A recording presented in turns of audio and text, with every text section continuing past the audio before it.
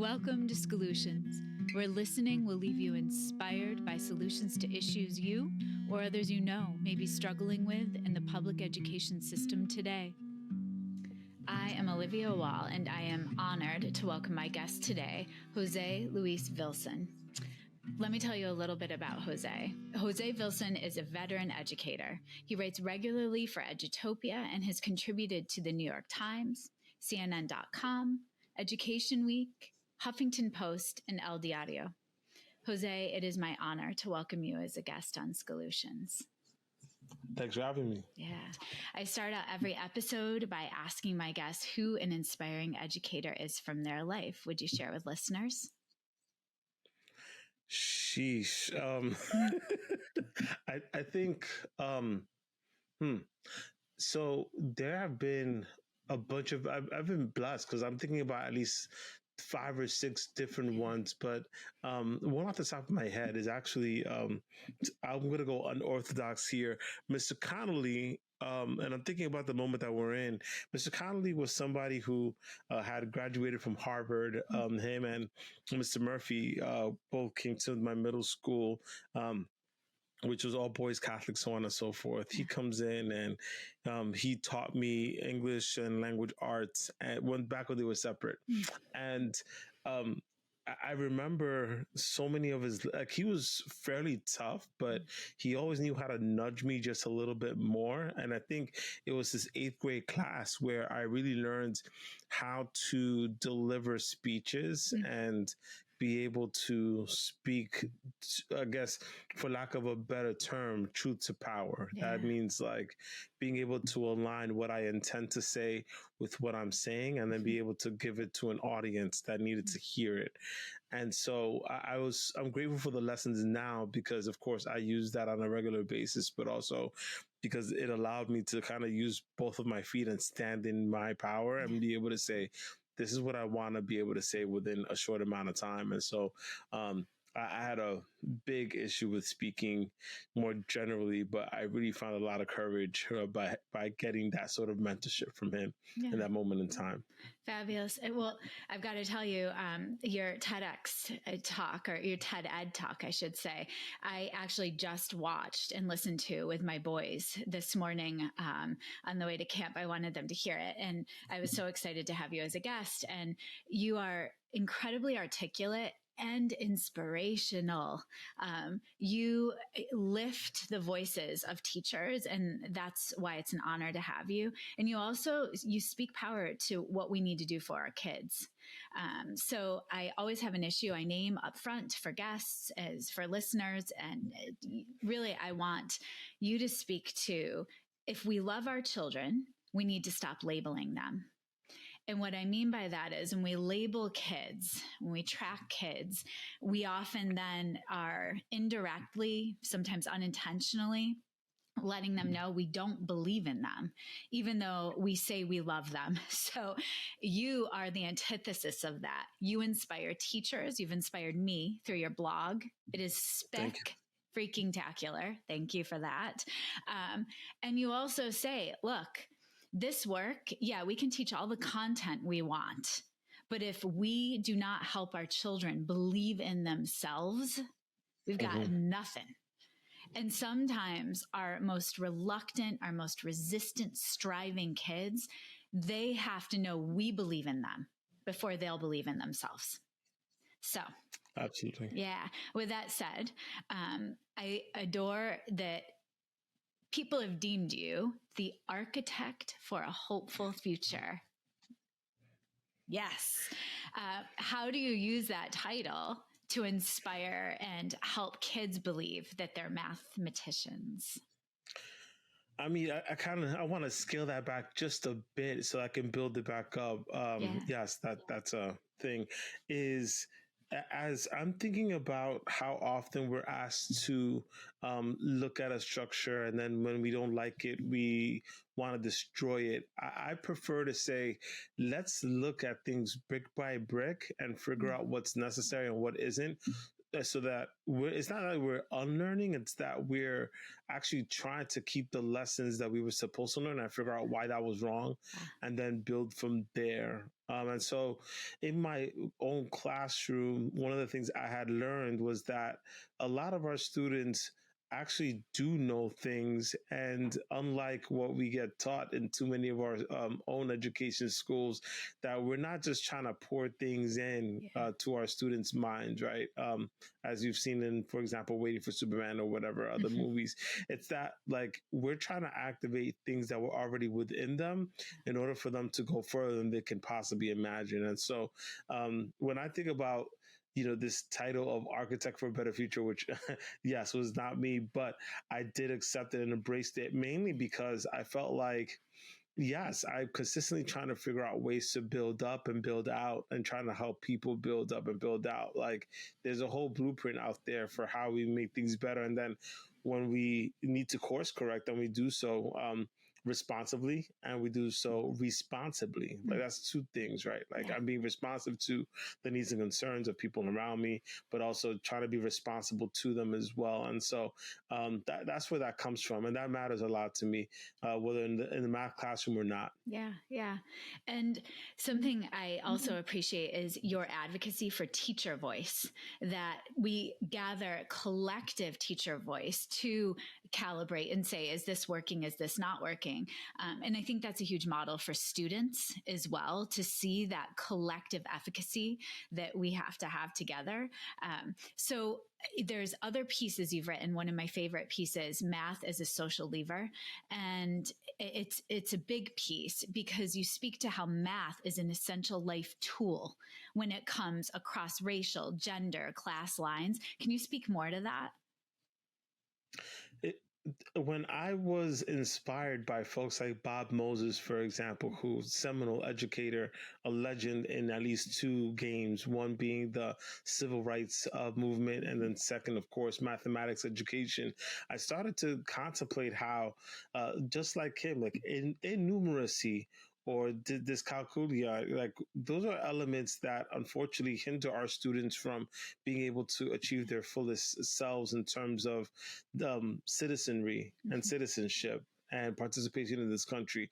And of course, on the converse, we've seen time and again how so many people have tried to manipulate graphs and numbers and approaches to, math more generally to try to keep as many people out from specific fields as possible or to keep people misinformed. And so a lot of my work has been saying, okay, it's not that math is there to help people pass standardized test scores. I mean, sure, like if that is your jam, then fine. But that is a means to an end. And the end is a citizenship. And if that citizenship means full participation in society, then that's kind of where I'm at.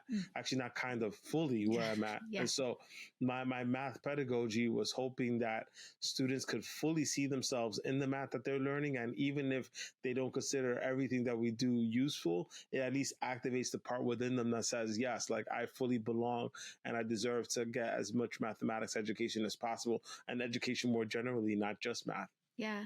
What do you do to inspire students that are reluctant or striving, resistant even to math?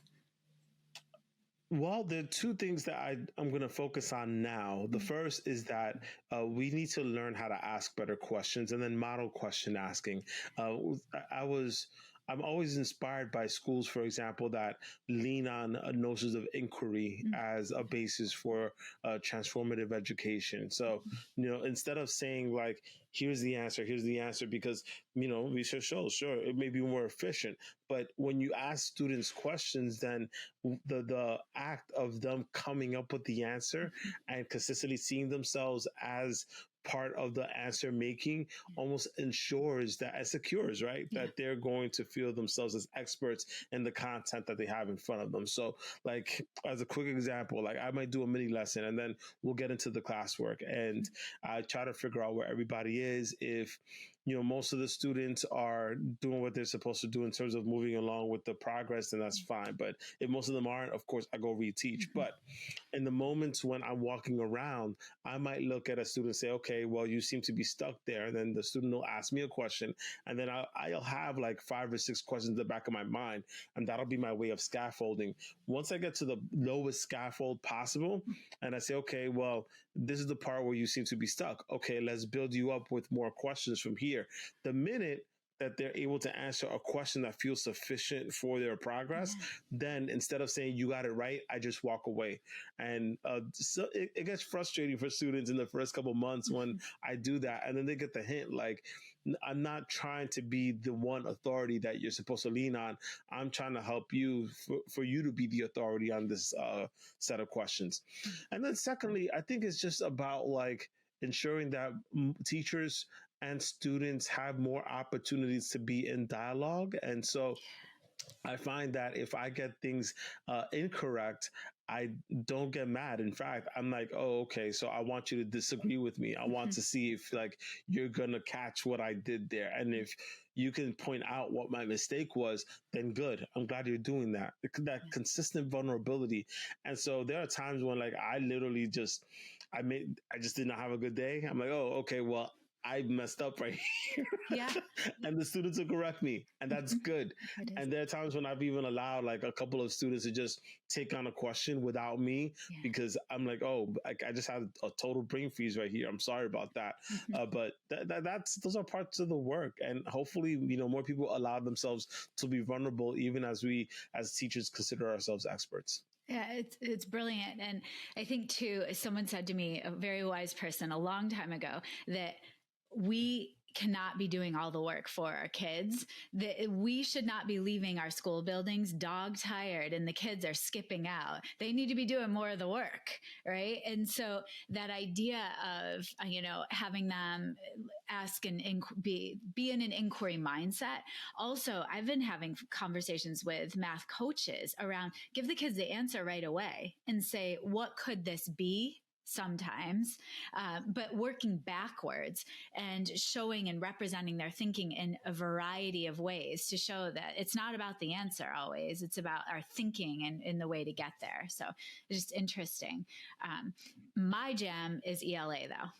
It's not math. And that's why I was excited to have you as a guest. And something you said once is that we put a lot more restrictions on math than we do the ELA world.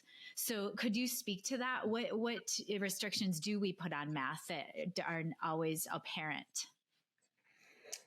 Societally, we recognize that if we told somebody that they're illiterate, it's insulting, and or it's a societal and endemic problem that we all need to face. And we read now how often people say, "Well, the kid can't read, they can't read, they can't read," but when we translate the same conversation for mathematics, oh, I'm not a math person. Like math is not my jam. And I'm like, okay, well, that's hard to say because I often find myself saying, I came in, yes, as a computer science major from Syracuse, but I was interested in teaching social studies. And actually, that was my jam for like 12 odd years during my K through 12 career until I was basically asked, like, there's just no way you could be a social studies teacher. You'd have to be a math teacher. You can't be a teacher at all. In which case, okay, no problem. But what I learned is that, like, I am a teacher of students. And so I could consistently, like, teach any classroom, and I've taught English in spots, and it went well, mainly because I knew how to teach students.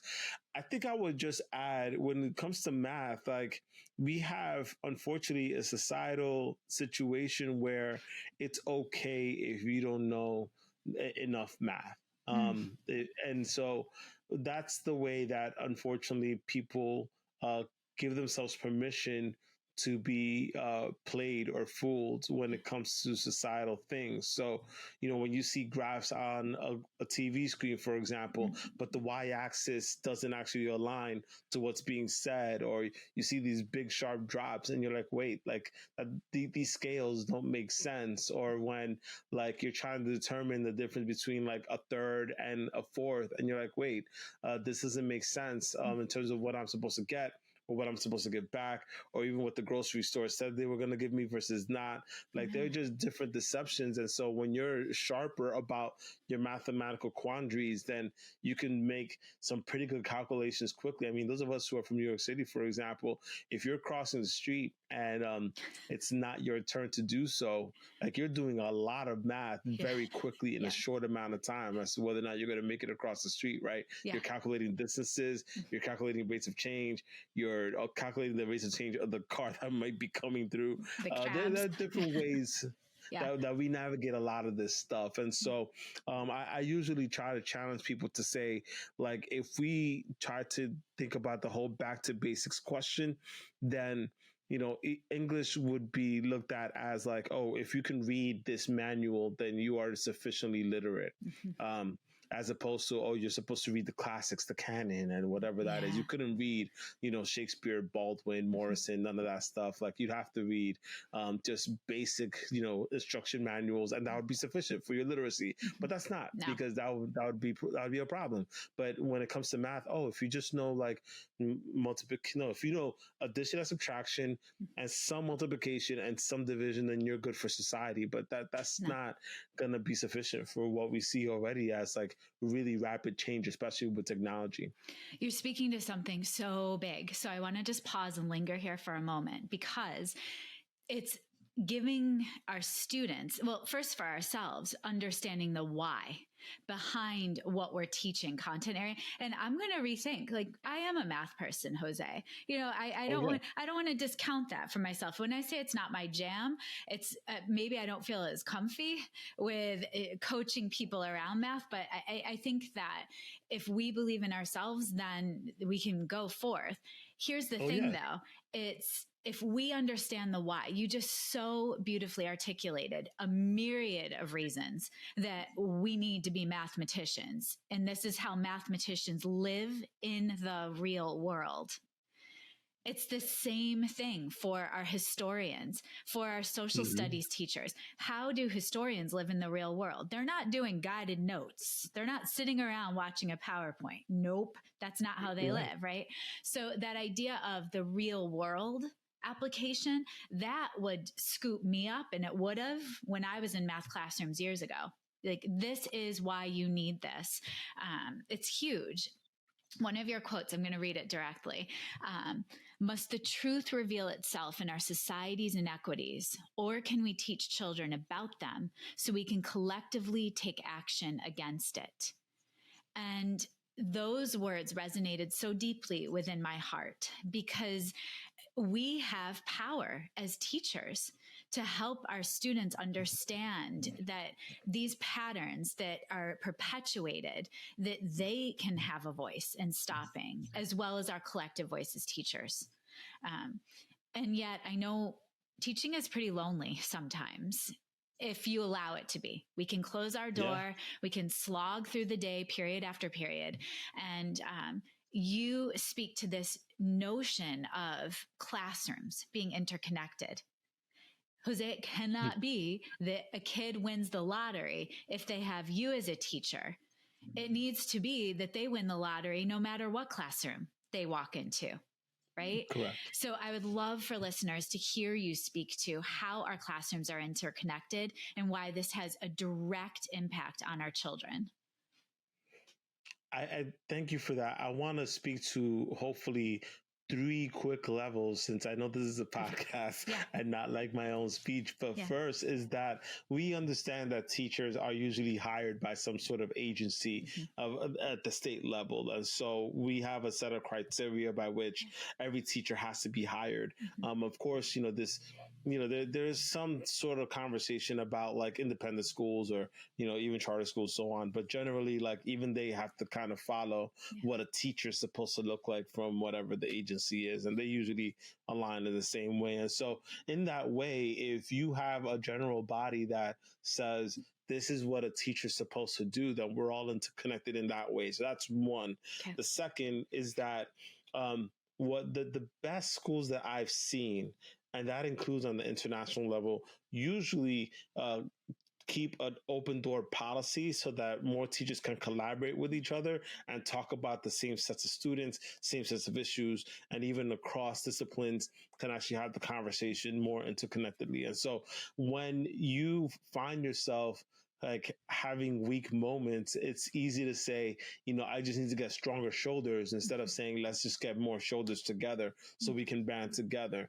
And this actually has real ramifications for like disciplinary action. For example, when we consistently send the same so-called bad students to that one teacher who's really good with them, as opposed to everybody learning from each other for how to, we can address consistent behavioral issues or even academic issues, so on and so forth.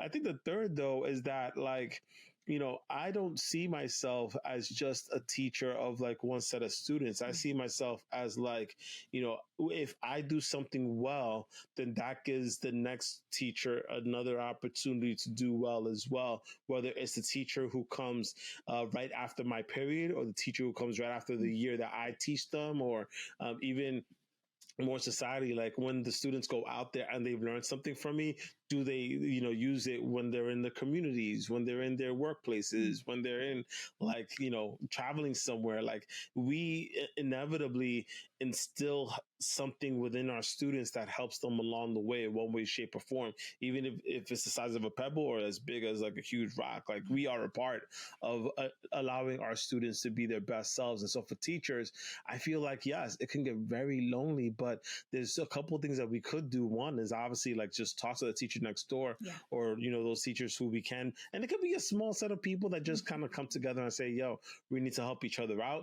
And I mean, we have so many different ways of addressing this from a community perspective. I mean, I'm fortunate to have built my own community within online spaces, but wherever two or more of us are gathered, I think we can just do so much amazing work, whether it's from the digital perspective or face to face. But that's kind of what I'm seeing with the connections, is that we have more opportunities to be connected, especially in moments of strife, especially in moments of a hardship. So yeah. And the work I was doing this week, I was working with social studies, science, math, ELA teachers all together, doing some curriculum planning work for next year. And my favorite conversations were with teachers that were thinking humanities wise. And so it's the ELA class sitting next to social studies and saying, what patterns can we illuminate for children through literature and historical time periods, and do this gorgeous spiral effect, so that they see how all different perspectives are represented throughout history with all different types of texts, like primary sources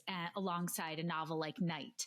So I think that the idea of collaboration, you've cracked that open, because it's not just sitting in your silo of content area. It's really, what is our professional capital as a staff, as a community, and how can we lift our students up so that they become the humans that we want caring for us when we are older as humans. And that I think that's what public education is about. And that's why I've followed your work, because that's that common core value system that I appreciate with you. Yeah. And so something that you are so highly regarded as a teacher, not just a math teacher, but just as an educator out in the field.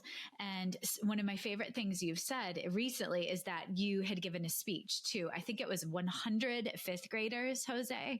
That was pretty recent.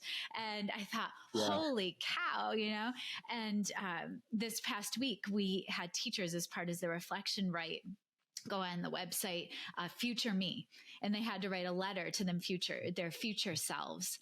So I always love to ask guests for, what is our call to action? And I think of that idea of dear future Jose, what's the call to action that you see that's on your radar? I know you work through the summer, but for next school year, what do we need to do to support you as a teacher? It's a hard conversation. I think the one thing that I would want for future me is to um, continue to build our community and ensure that community understands like the way that we need to do this work together. It's been hard because we understand that teachers are leaving in droves, and that's been a lot of the work there. And then we also recognize too that there are a lot of people who are demoralized because of the ways that we never really addressed systemic inequities even before the pandemic, and the pandemic only exacerbated it, right? Yeah. And we're still living in this wildness to this day, including the effects of climate change and how they're changing our skies, changing our air, changing our water. Like it's wild. But I do think that in those moments when we are at our most desperate, we need to continually lean on notions of hope, and because that's what educators do consistently. Like when we first learned how to teach, it was like, if you can affect one child, then you're doing a good job. And it's like, no, actually, I want to affect 30 kids at a time, 90 kids at a time. I want to do every single. And so the only way I could have like even gotten that far is to say, okay, what are some stories that I can like figure out and pick from what I'm doing that are going to keep me motivated and keep me going. And so for me, I found that like, as I kept doing this work, whether it was 100, now it's over 1,000 students, so on, like it was always this notion that I could find these moments where I said, yeah, I affected change in this way. And even though I humbly accept that I am just a part of that change,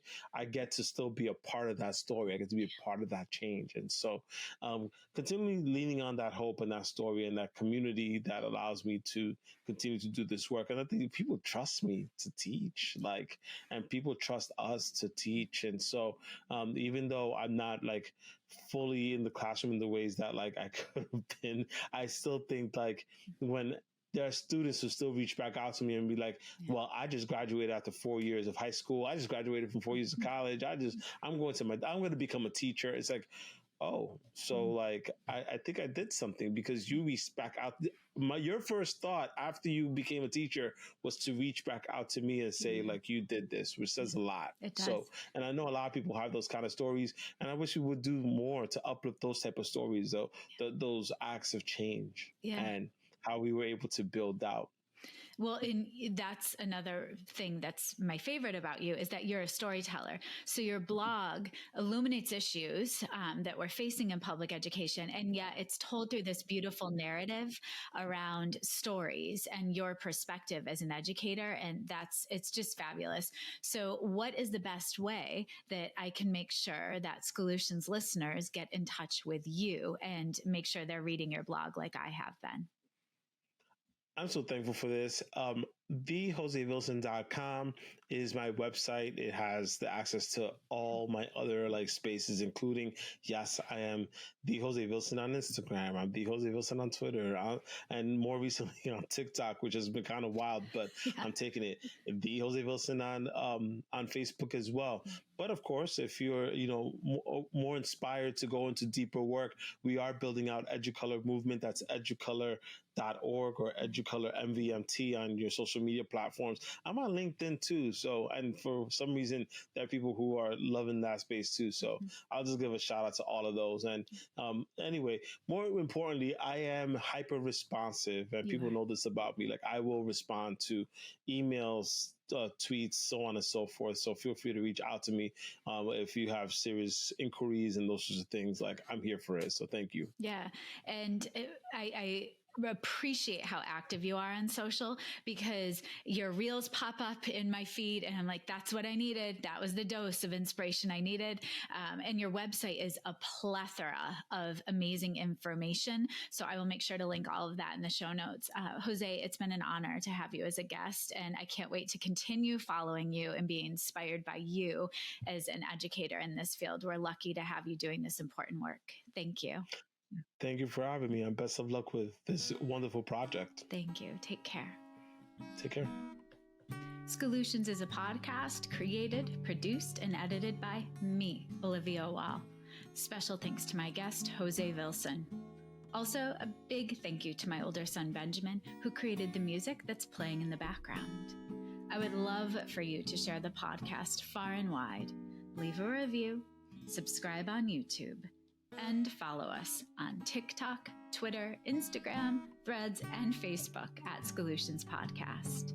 If you'd like to become a Scholutions sponsor or share episode ideas, leave me a SpeakPipe voice memo at my website, oliviawall.com/podcast, or connect via email at scholutionspodcast@gmail.com. Please keep listening. Let's continue finding inspiration together.